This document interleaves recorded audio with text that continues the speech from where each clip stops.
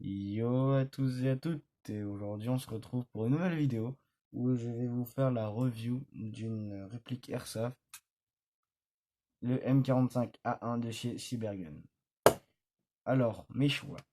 Déjà, de 1, j'ai choisi cette réplique parce que je suis un grand fan de 1911 et j'adore tout simplement, bref.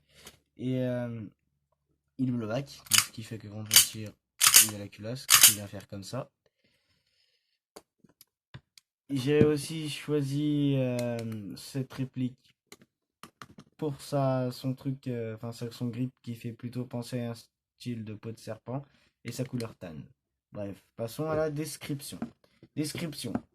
Alors, au niveau des marquages, ici il y a marqué Colt, puis 3 étoiles, puis M45A1. Je sais que vous ne voyez pas, mais je vous le raconte quand même. Là, vous voyez, voilà. Voilà. Puis ensuite, là, on a un code barre, des écritures, et ensuite des marquages.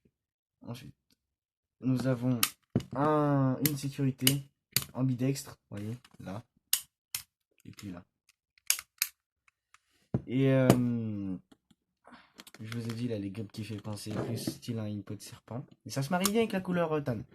Et là, on a la sécurité de paume, ce qui veut dire que je ne peux pas tirer tant que je n'ai pas ma main sur la sécurité de paume. C'est plutôt bien. Ensuite, ici, on a un genre de grippe. Puis, on a l'attache dragon, attache sangle, pour ceux qui savent pas ce que c'est qu'un attache dragon. Puis ici, on a un rail Picatinny pour y foutre une lampe ou un laser, ou tout simplement un adaptateur pour pouvoir y mettre un viseur. Vous savez, le genre de truc qu'on glisse et que ça met un rail ici aussi. Je sais pas si vous voyez. Mais bref, c'est pas le sujet.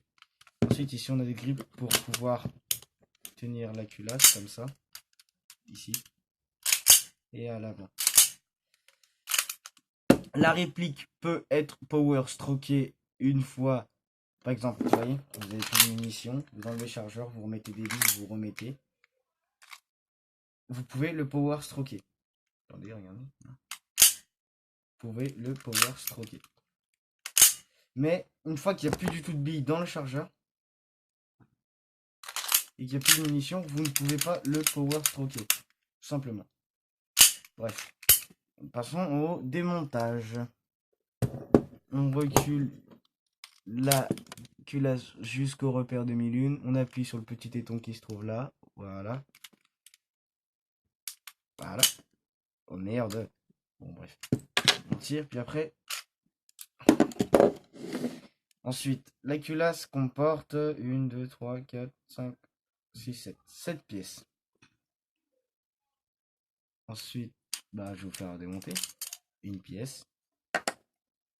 Deux pièces. Trois pièces. Quatre pièces. Cinq pièces. Six pièces. Et 7 pièces. Bon, alors, le canon est composé d'un joint hop-up, là, qui se trouve ici.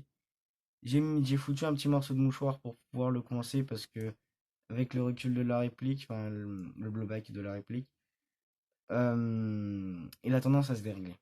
Bref, on la remonte. Donc, vous prenez votre culasse, vous la mettez là-dedans, comme ça, là. Ensuite, vous reprenez dans ce sens-là. Voilà. Vous mettez la petite bague. Et maintenant, vous vérifiez si c'est le bon sens. Je me suis gouré de sens. On va recommencer. Voilà. Et là, je l'ai mis dans le bon sens. Bref. Ensuite, on prend cette pièce-là, qui ressemble un peu à une cartouche de fusil à pompe qu'on va enfourrer là-dedans. Puis ensuite, attention, et oui aussi, vous avez dans cette pièce-là, vous avez deux joints. Attention à ne pas perdre ces joints-là. C'est extrêmement important. Sinon, ça va abîmer tout simplement votre réplique. Voilà.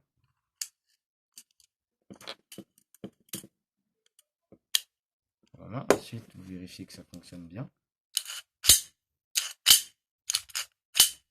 Ouais. Ensuite, on la remet.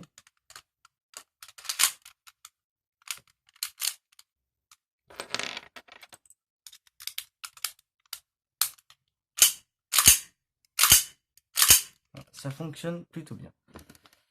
Bon, alors, on remet la sécurité, voilà. Passons au test de tir. J'ai foutu, voilà, le chargeur là. La culasse reste en arrière une fois qu'on a plus de billes. Voilà. Et on peut